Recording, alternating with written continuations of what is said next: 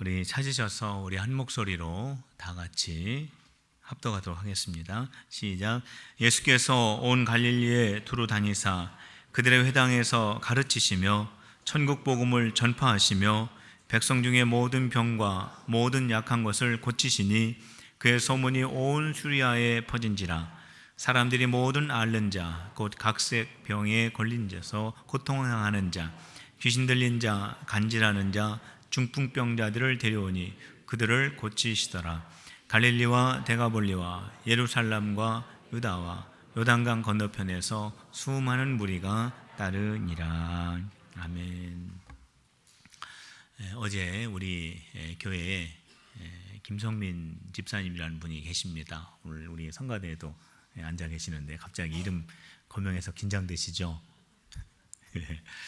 제가 전화할 내용이 있어가지고 우리 집사님에게 전화를 했어요. 근데 목소리가 너무 이상한 거예요. 그래서 집사님, 김성민 집사님 목소리가 이상하네? 그랬더니 괜찮은데요? 그러는 거예요. 근데 이상해요. 목소리가 원래 목소리하고 전화 목소리하고 너무 다른 거예요. 그래서 감기 걸렸어요? 그랬더니 감기 안 걸렸는데요? 그러는 거예요. 목소리 이상하네? 그랬더니 안 이상한데요? 또 그러는 거예요.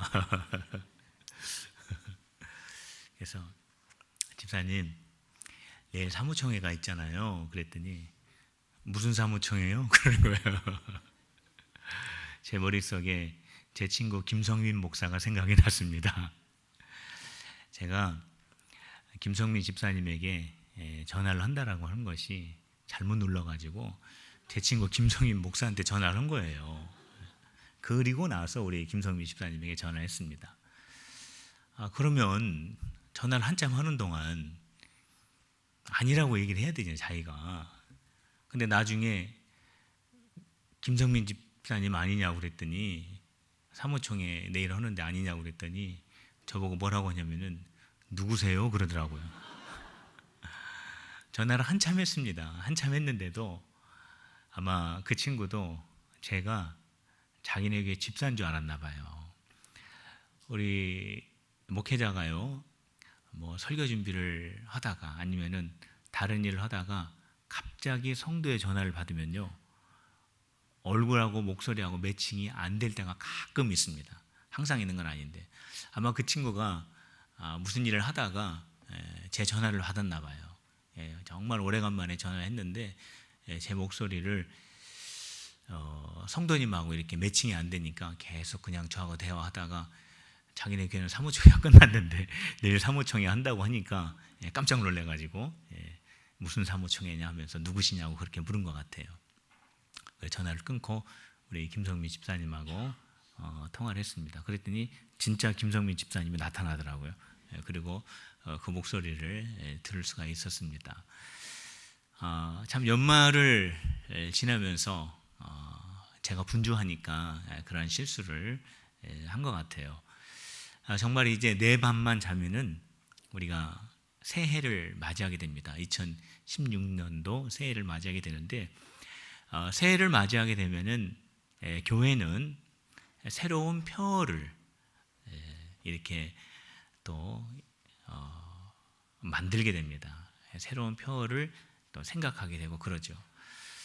그렇지만 우리 교회는 이 새로운 표어가 그냥 뭐 한 주 사이에 뚝 나오는 것이 아니라 제가 1년 동안 성경을 보다가 또 기도하다가 또 성경 말씀에서 제게 다가오는 말씀 또 기도하다가 제 마음에 감동을 주는 때가 있을 때 그것을 잘 기록을 해 두었다가 여러 가지 성경 구절들이 있습니다만은 그 안에서 가장 합당한 것을 또 기도하는 마음으로 선정을 해왔습니다. 우리 교회 2012년도 제1회 우리 교회 표어는 말씀에 순종하는 교회였습니다. 그리고 2013년도 표어는 기도로 성장하는 교회였습니다.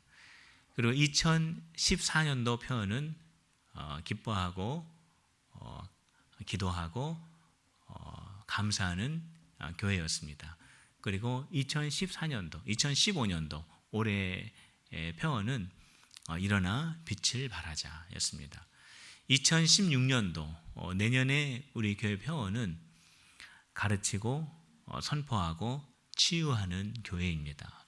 그래서 오늘 우리가 함께 읽은 이 말씀이 표어의 주제가 되어지는 그런 성경 말씀입니다. 그래서 오늘 이 아침에는 예수님의 3대 사역인 가르치고 선포하고 치유하는 그런 예수님의 3대 사역을 우리 교회가 내년에는 행하여야 하겠다라고 하는 그런 마음이 이 표어 안에 잘 담겨져 있습니다.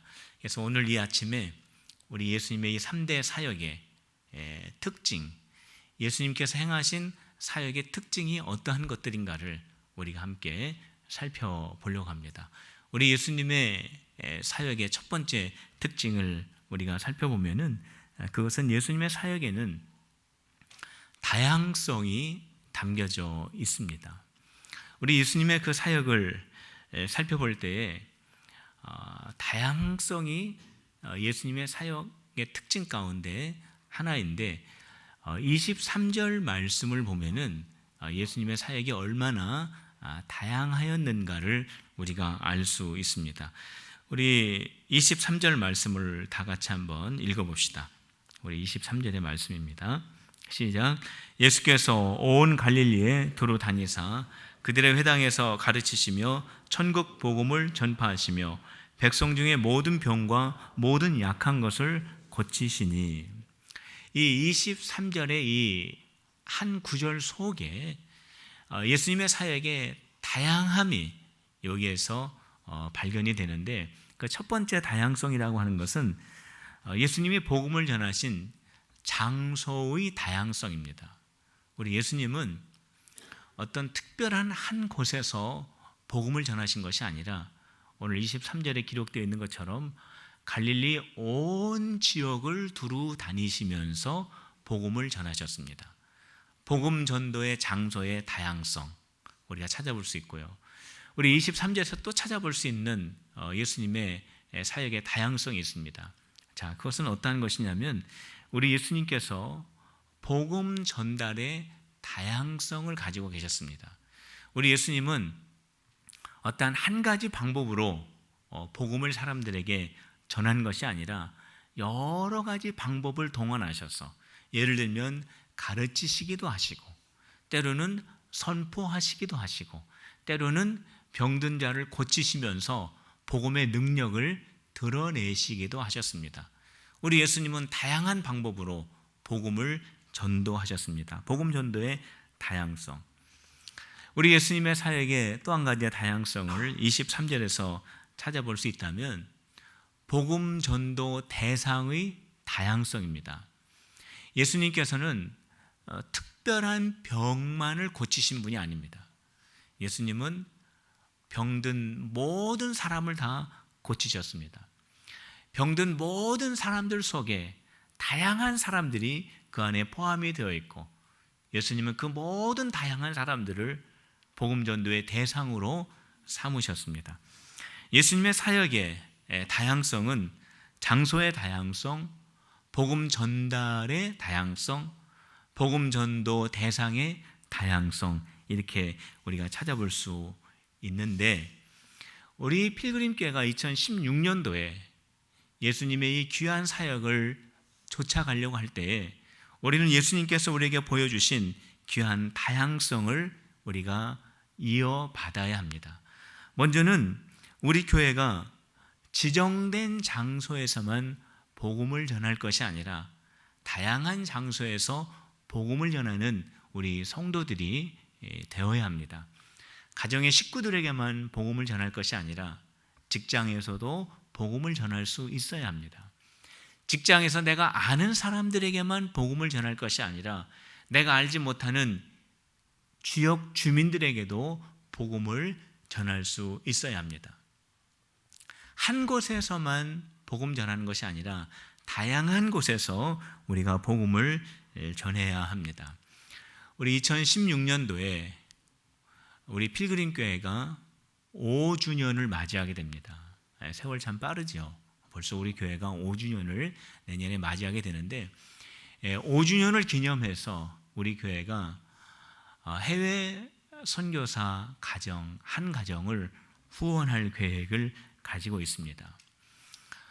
우리가 선교사 한 가정을 후원한다라고 하는 것은 우리가 복음을 전하는 이 사역을 이 지역 군산에서 해외로 한 걸음 더 확장한다라고 하는 아주 큰 의미가 담겨져 있습니다. 우리 교회가 이만큼의 사역을 할 수 있도록 허락하신 하나님께 우리는 너무나 감사를 드리면서, 아울러서 우리 파송하신 이 선교사님의 가정을 후원하는 우리 교회가 기도로 후원하고 더불어서 우리가 재정적으로 많이 후원을 해야 합니다. 우리 성도 여러분들 재정적인 후원에 모두가 동참하실 수 있기를 더불어서 부탁을 드립니다. 우리 예수님께서 사역을 감당하시면서 다양한 방법으로 복음을 가르치시고 복음을 드러내시고 복음의 능력을 나타내 주셨는데, 우리 교회도 역시 이 복음의 내용을 여러 가지 측면에서 연구하고 다양한 방법으로 복음을 전하는 그러한 교회가 되어야 합니다. 복음을 전하는 방법에 있어서는 여러 가지 그러한 그 방법과 기술과 그러한 여러 가지 그러한 그 메소드들이 있겠지만은, 여기에서 우리가 한 가지 중요한 하나님의 말씀을 나누는 굉장히 중요한 방법 가운데 하나를 제가 여러분들에게 소개하고 싶습니다.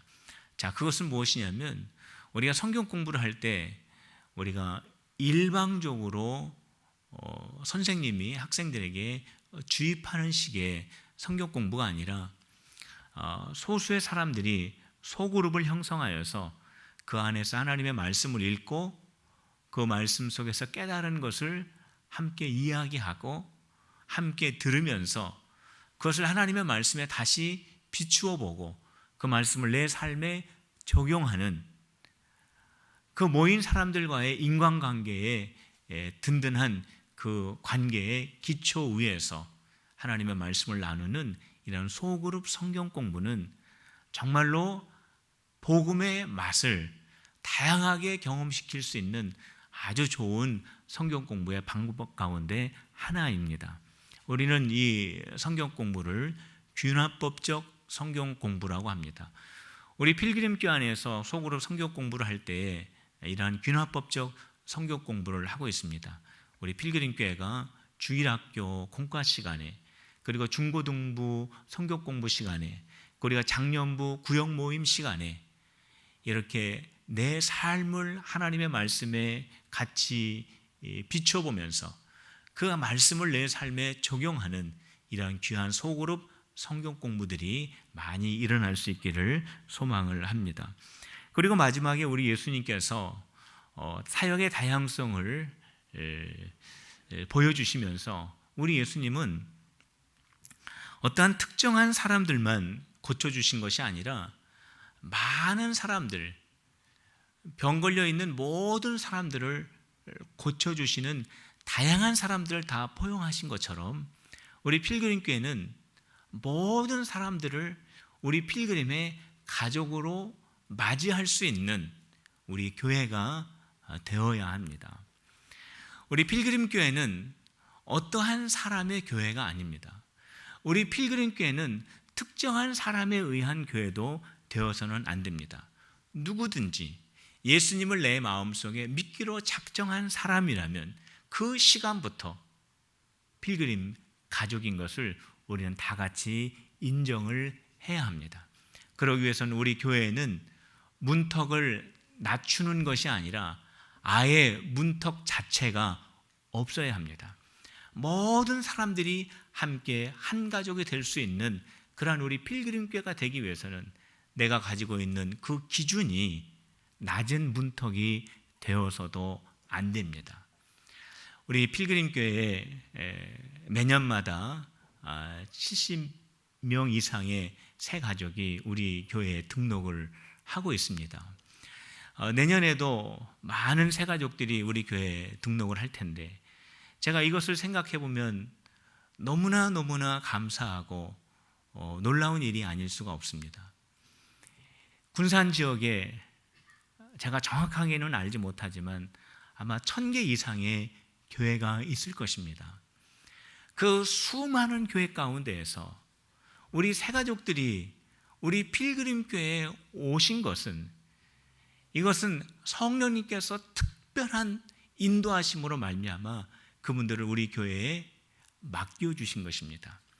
그 새가족들이 우리 필그림교회에 오셔서 위로받고 하나님의 말씀으로 회복되고 하나님의 사람으로 다시 세워지기를 바라는 성령의 계획 속에서 그분들이 우리 교회에 방문하셨기 때문에 우리 모든 필그림의 성도들은 그분들을 맞이할 때 성령님의 사역에 동참하는 마음을 가지고 마음과 뜻과 정성을 다하여 새 가족들을 맞이하는 우리 필그림 교회가 될 때에 사역의 대상의 다양성을 가지고 사역하셨던 그 예수님의 모습을 우리가 닮아가고 쫓아갈 수 있는 것입니다. 예수님의 지역의 다양성, 복음 전달의 다양성, 그리고 복음 전도자의 다양성을 그대로 닮아가는 우리 필그림의 성도들이 모두 되시기를 주님의 이름으로 축복합니다. 우리 예수님의 사역의 두 번째 특징은 많은 사람들에게 영향을 주셨습니다. 우리 예수님께서 사역하실 때 한 부분에 지역적인 그러한 영향을 미치신 것이 아니라 모든 사람들에게 영향을 미치는 우리 예수님의 사역의 특징을 발견할 수 있습니다. 성도 여러분, 25절 말씀 우리 같이 한번 읽어봅시다. 25절의 말씀은 우리 예수님께서 이스라엘 온 지역에 영향력을 주셨다라고 하는 증거가 되어지는 말씀입니다. 우리 25절 다 같이 읽어봅시다. 시작. 갈릴리와 데가볼리와 예루살렘과 유대와 요단강 건너편에서 수많은 무리가 따르니라. 오늘 여기에 지명들이 나옵니다. 갈릴리가 나옵니다. 데가볼리가 나옵니다. 유대가 나옵니다. 그리고 여기에 요단강 건너편이 나옵니다. 이스라엘은 갈릴리 바다와 요단강을 중심으로 해서 방향을 정하게 됩니다.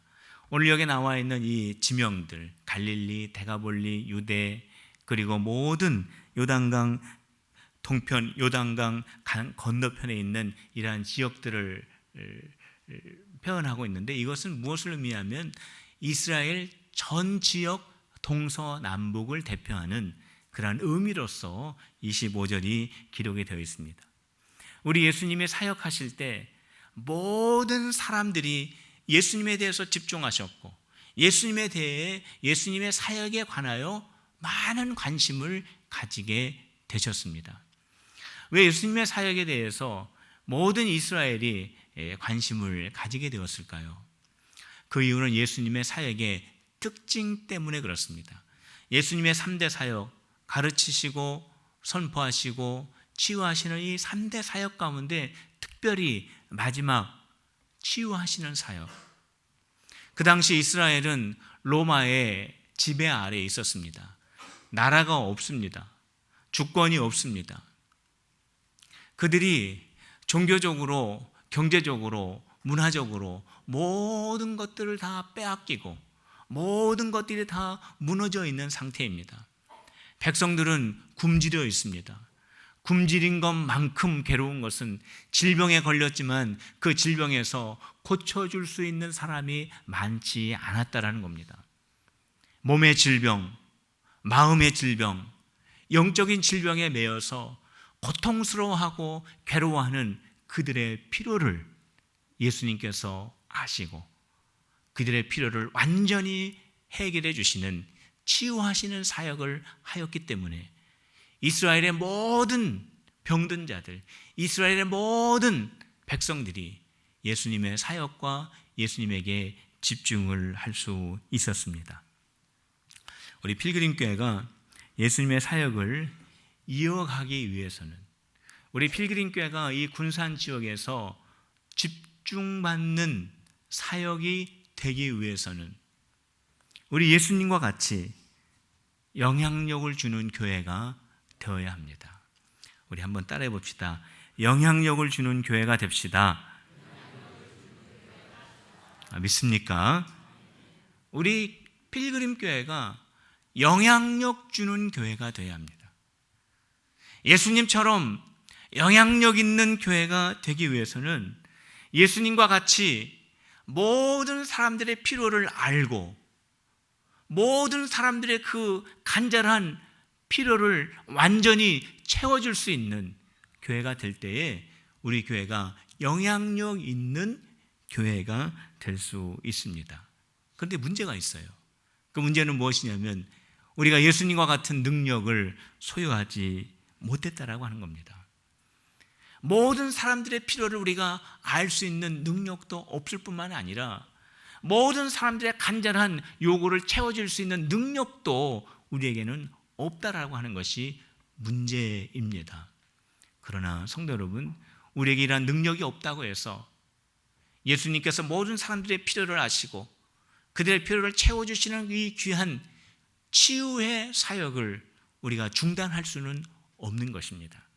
우리가 지금 당장은 예수님과 같은 그런 능력이 없지만 우리가 예수님이 하셨던 그 사역을 우리의 마음을 향하여 열고 우리가 그 사역을 향하여 우리가 계속해서 관심을 가지고 한 걸음 한 걸음 나아간다면 우리 교회는 예수님의 그 사역을 감당할 수 있음을 믿으시기를 바랍니다.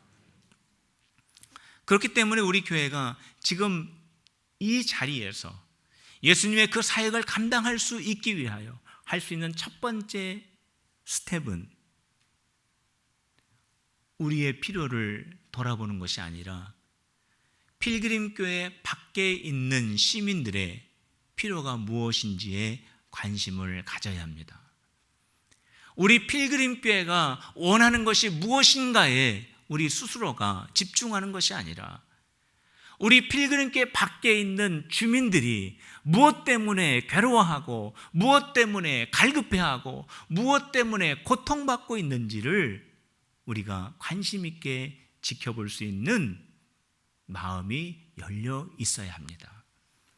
우리가 지금 당장 그분들의 필요가 무엇인지를 우리가 정확하게 깨달을 수 있지는 못하지만 우리가 이런 마음을 가지고 계속해서 관심을 갖는다면 그분들의 필요가 무엇이고 그분들이 무엇 때문에 눈물을 흘리고 그분들이 무엇 때문에 고통스러워한지를 우리가 조금씩 알아가고 주님께서 우리에게 알려주시는 만큼 우리가 헌신할 때 예수님께서 치유하셨던 힐링의 미니스트리를 우리도 넉넉하게 감당할 수 있는 것입니다.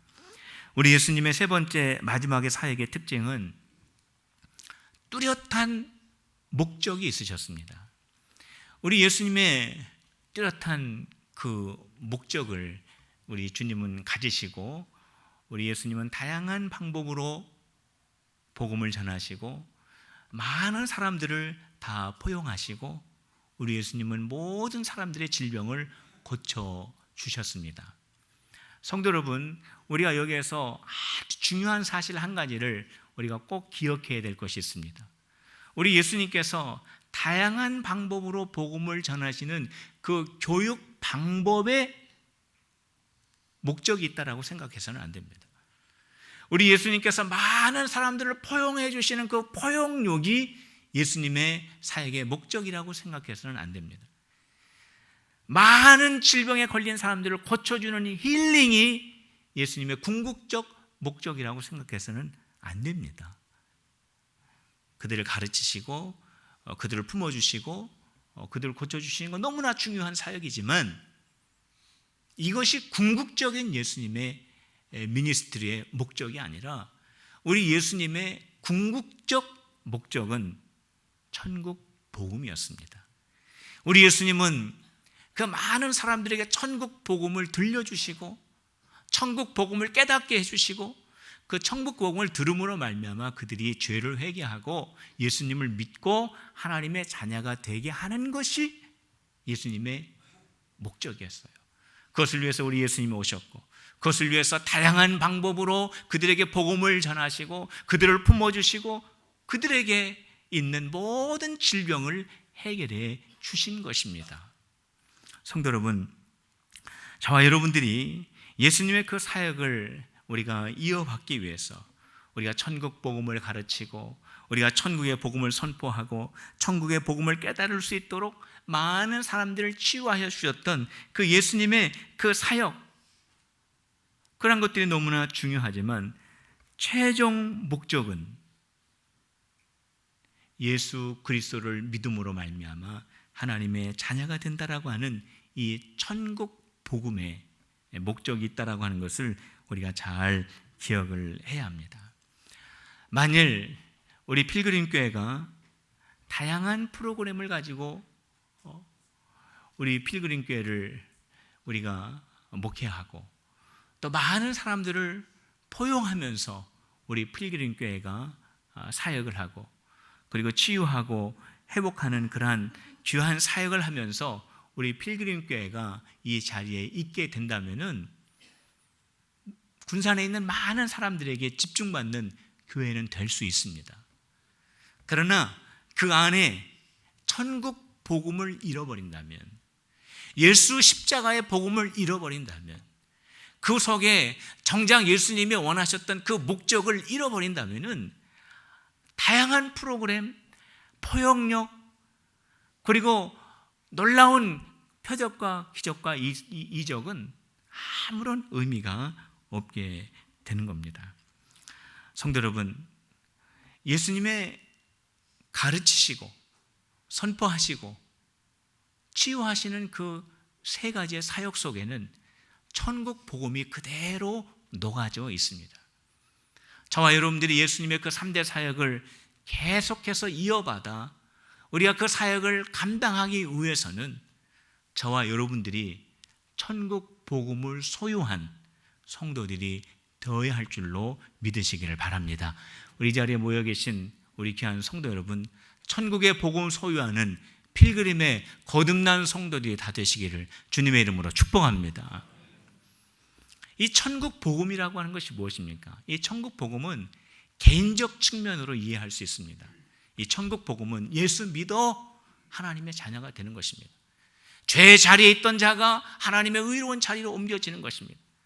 이 세상에서 소망 갖지 않고 살다가 천국 소망 가지고 살아가는 사람입니다. 내 자신만을 위해서 살던 사람이 하나님의 영광을 위해서 살게 되는 것이 바로 개인적 측면의 천국 복음입니다. 이 천국 복음이 개인에게 들어갈 때 이러한 개인의 삶에 완전한 변화가 일어나게 됩니다. 이 천국 복음은 또한 공동체를 변화시키는 놀라운 측면을 가지고 있습니다. 천국 복음이 공동체 안에 들어가서 예수님이 주인이심을 고백하는 그 공동체는 그 이전과 확연히 다른 공동체의 모습이 될 수밖에 없습니다. 예수 그리스도를 나의 구주로 영접한 공동체는 그 이전과 완전히 변화된 공동체로 바뀌어질 수밖에 없습니다. 저는 우리 필그림 교회가 천국 복음 소유한 변화된 그리스도 예수를 주로 고백하는 천국 복음을 소유한 필그림 교회의 거룩한 공동체가 되시기를 주님의 이름으로 축원합니다. 성도 여러분, 이사야 11장 6절부터 9절까지의 말씀을 보면은 거기 예수님을 구주로 영접한 공동체가 어떠한 변화를 갖고 어떠한 특징을 가지고 있는지 그게 잘 기록이 되어 있습니다. 우리 중요한 말씀이니까 이사야서 11장 6절에서 9절의 말씀 우리 함께 찾아서 한 목소리로 읽도록 하겠습니다. 예수님을 구주로 영접한 공동체, 그 이스라엘 공동체, 교회 공동체가 어떠한 변화된 공동체가 되고 어떠한 특징을 가지고 있는지 이사야 11장 6절에서 9절의 말씀 우리 같이 합독하면서 같이 읽도록 하겠습니다. 시작. 그때 이리가 어린 양과 함께 살며 표범이 어린 염소와 함께 누우며 송아지와 어린 사자가 살찐 짐승이 함께 있어 어린아이에게 이끌며 암소와 곰이 함께 먹으며 그것들의 새끼가 함께 엎드리며 사자가 소처럼 풀을 먹을 것이며 젖먹는 아이가 독사의 구멍에서 장난하며 젖된 어린아이가 독사의 굴에 손을 넣을 것이라. 내 거룩한 산 모든 곳에서 해됨도 없고 상함도 없을 것이니 이는 물이 바다를 덮음같이 여호와를 아는 지식이 세상에 충만할 것임이니라. 이것이 바로 예수 그리스도를 주로 고백한 공동체의 변화된 모습입니다. 예수님을 나의 구주로 영접한 교회 공동체의 그 특징입니다. 예수님을 나의 구주로 영접한 천국 복음을 소유한 공동체는 먹고 먹히는 관계가 아닙니다. 함께 먹는 관계가 됩니다. 쫓기는 관계가 아닙니다. 함께 사는 관계가 됩니다. 서로 두려워하고 서로 아픔을 주는 관계가 아닙니다. 함께 노는 관계가 됩니다. 이것이 바로 천국 복음을 소유한 교회 공동체의 모습입니다. 성도 여러분, 저와 여러분들의 마음속에 천국 복음 소유하시기를, 그리고 우리 필그림 교회 안에 천국 복음 소유하게 되시기를 주님의 이름으로 다시 한번 축복을 합니다. 우리 필그림 교회가 천국 복음을 소유하여 우리 예수님의 사역을 우리가 이어받을 때, 우리가 복음을 가르치고 복음을 선포하고 복음의 능력을 나타내기 위해서 치유 사역을 할 때 복음의 놀라운 역사들이 우리 개인과 우리 교회를 통하여 나타나게 되는 것입니다. 2016년도 우리 주님께서 우리에게 주신 이 귀한 사역을 바라보면서 우리 모든 성도들이 함께 연합하여 나아가는 우리 필그림의 성도들 다 되시기를 주님의 이름으로 축원합니다. 우리 이 시간에 우리 다 같이 한음성으로 하나님 앞에 기도합시다. 2016년도 예수님의 사역을 감당하는 필그림이 되게 하시고 사무총회에서 주님이 주신 이 귀한 사역 결단하는 시간 되게 달라고 우리 하나님 앞에 다 같이 한음성으로 기도하도록 하겠습니다. 할렐루야. 하나님 아버지 감사합니다.